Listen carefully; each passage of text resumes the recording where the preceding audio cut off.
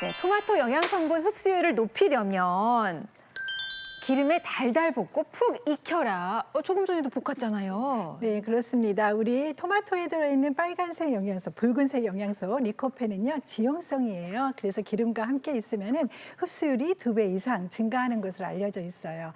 그런데 기름에 달달 볶는다는 거는 기름을 많이 묻히게 흡수시키게 만드는 거고요. 그 다음에 푹 익히게 되면은요, 체내에 흡수가 될 수 있는 형태로 잘 바뀌기 때문에 흡수율을 더 높이는 것으로 알려져 있어요. 그런데 여기서 한 가지 꼭 말씀드리고 싶은 것은 우리 토마토는 리코펜뿐만이 아니라 비타민 C도 많다고 말씀드렸어요. 그런데 비타민 C는 익히게 되면 조금 손실이 될 수 있거든요.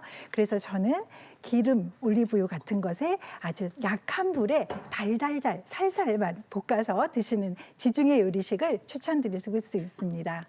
네, 토마토 효능을 200% 높이는 꿀팁 두 번째도 바로 공개할게요.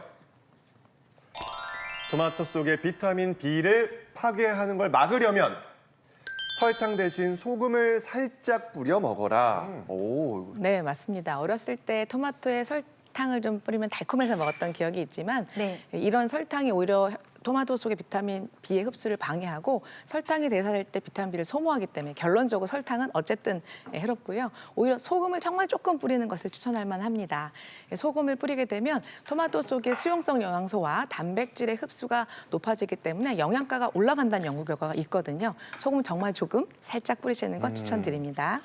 요즘에 그 스테비아 토마토라고 해서 네. 단맛 나는 토마토 있잖아요. 맞아요. 너무 맛있고 달아서 이건 저는 아직도 몇 개 먹어야 배가 차는지 모를 정도로 계속 한 번 시작하면 끝이 없는데 이건 단맛이 있어 왠지 혈당을 좀 올릴 것 같거든요. 어떤가요? 네, 스테비아 토마토 다들 달고 맛있어서 좋아하시는데요. 사실 품종이 다른 것 아니고요. 재배를 하는 과정에 물 대신 스테비아를 녹인 물을 뿌리에 넣어가지고 우리 스며들게 만든 재배 과정에서 나타나는 현상으로 볼 수 있습니다. 그래서 스테비오사이드라고 하는 성분이 우리 체내가 아니라 그 토마토에 스며드는 것으로 볼 수 있습니다. 그런데요, 당도는 있지만 실제 혈당을 올리지는 않습니다. 단지 저렇게 많이 드시게 되면은 우리 스테비오사이드가 가지고 있는 당 알코올 성분이기 때문에 체내에 좀 거북한 이렇게 좀 불편함을 가져올 수 있어요. 그래서 장이 좀 예민하신 분들은 섭취를 좀 주의하시는 것이 필요합니다. 특히 이제 애들 기르는 집은 최대한 늦게 좀 맛보게 해주시면 좋겠어요. 아, 그렇군요. 저거 먹으면 그냥 일반 토마토 안 먹으려고 하거든요. 이런 그러니까요. 자연스러운 맛에도 좀 길들여진 다음에 노출하는 게 좋습니다. 네. 자, 이 외에도 토마토를 활용한 요리가 정말 많습니다. 어떤 것들이 있는지 저희가 화면으로 더 준비했습니다. 토마토를 활용한 다양한 요리법 함께 알아볼까요? 토마토 요리 첫 번째, 토마토 해물볶음. 먼저 재료를 준비해줘야겠죠?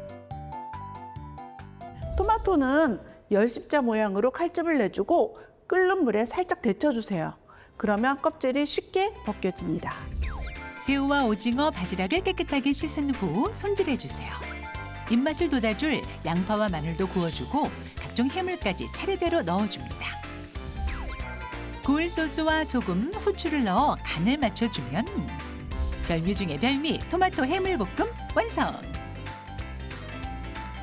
두 번째 요리는 따뜻하고 부드러운 맛의 토마토 달걀탕. 토마토와 달걀을 비롯한 각종 재료들을 준비해주고요. 한번 데친 후 껍질을 벗긴 토마토를 먹기 좋은 크기로 썰어줍니다. 파마늘을 먼저 볶고 토마토를 볶으면 향과 맛이 더 진하게 우러나 국물에서 감칠맛이 납니다. 멸치 액젓을 비롯한 다양한 소스를 넣어 감칠맛을 끌어올려주고 국물이 끓기 시작하면 원을 그리듯이 달걀을 천천히 부어주세요. 새콤달콤한 맛이 일품인 토마토 달걀탕 완성입니다. 다음 요리는 밥 반찬으로 제격인 토마토 장아찌입니다. 재료를 먼저 준비해 주시고요. 깨끗하게 씻은 토마토의 꼭지를 제거해 줍니다. 간장 소스를 만들어 주는데요. 여기 특별한 비결이 있다고요. 장아찌의 새콤한 맛을 위해 양념을 다 녹인 후 식초를 마지막에 넣어주세요.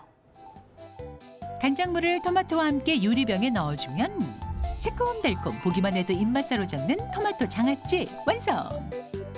맛과 건강, 색감까지 모두 살린 토마토의 특별한 매력. 오늘 식탁에서 즐겨보는 건 어떨까요? 네, 토마토 장아찌 저는 먹어봤는데 맛있더라고요. 우리가 또 열정적인 사람들이잖아요. 네. 그래가지고 또 토마토 좋다고 하니까 또 막 이만큼 쌓아놓고 드실까 봐요. 하루에 몇 개 정도 섭취하는 게 좋을지도 알아보겠습니다. 네, 맞습니다. 이 토마토는 칼륨 함량이 굉장히 높아요. 그래서 과다 섭취 주의해야 되는데 이론적으로는 다른 과채류 전혀 안 드시고 그냥 백미를 드셨다고 가정했을 때 방울토마토로요 90알 정도 까지 계속 쌓아놓고 드시면 그 정도 이상 드시면 심장의 어떤 부정맥이나 심정지까지도 굉장히 위험한 부작용이 생길 수가 있어서 통상의 과채류나 잡곡 등에 들어있는 이제 칼륨량을 고려를 한다면요 일반 토마토로는 한 4개 정도 그리고 방울토마토는 한 20개 정도 드시는 게 딱 적당하고요 칼륨 함량이 높다고 했기 때문에 또 반대로 만성 콩팥병 그러니까 칼륨을 좀 제한해야 되는 분들은 그거보다 훨씬 더 적게 드셔야 되겠죠. 네. 네. 자, 오늘 몸에 좋은 레드푸드 알아보고 있습니다. 수박과 토마토에 이어서 이제 3번째 레드푸드를 공개하기에 앞서 네. 함께 또 맞춰보도록 할게요. 첫 번째 힌트 드립니다. 네, 시청자 여러분과 김재룡 씨 주목해 주세요. 네. 자, 15세기 유럽에서 이것은 한때 붉은 금이라고 불리면서 귀하게 거래가 됐습니다. 두 번째 힌트는요. 이것의 비타민C 함량은 사과의 20배에 달하네요. 오. 와, 20배? 정말? 세 번째 힌트입니다. 약이 없던 옛날 천연 진통제로 쓰였습니다. 요게 좀 결정적인 힌트일 것 같습니다. 네, 진통제. 뭐 붙이는 거에 이런 이름도 있었던 것 같고 빨간색이에요. 아, 이번에도 제가 틀리면 귀엽게 봐주세요. 네, 뭐. 일단 저는 비타민C가 많다 그래서 사과보다 20배 있다 그래서 딸기를 생각했는데 약간 보석처럼 영롱한 이런 느낌이 있다 그러니까 석류이지 않을까. 아, 석류. 아, 속을 뻔했어요. 딸기로 갈 뻔했다가 석류. 과연 석류가 있었네. 석류일지. 자, 수박과 토마토에 이어서 3번째 레드푸드 바로 공개하겠습니다. 핫. 지앗! 홍고추였네요, 김 교수님. 네, 홍고추는요, 1492년 콜럼버스가 신대륙을 발견하면서 유럽에 알려지기 시작을 했는데요. 당시는 아까 힌트에서 보시는 것처럼 우리 금처럼 귀했던 후추를 대신해서 붉은 금이라고 알려지면서 세계에 알려지기 시작을 했습니다. 우리나라에는 임진왜란 이후에 들어오기 시작을 했는데요. 18세기 중반부터는 고춧가루를 사용하기 시작을 했어요. 19세기에는요, 우리 고춧가루를 사용한 일반 식품들이 상용이 되면서 우리나라의 대표적인 상징적인 식재료로 자리 잡기 시작했습니다. 네, 혹시 뭐 고추밭 같은 데 가서 뭐 고추 따본 적 있어요? 그럼요. 아, 그럼 알겠네. 풋고추 품종 따로 있고 빨간 고추 품종 따로 있잖아요. 그래서 어떤 고추밭은 파란 것만 있고 어떤 고추만 빨간 것만 있어요.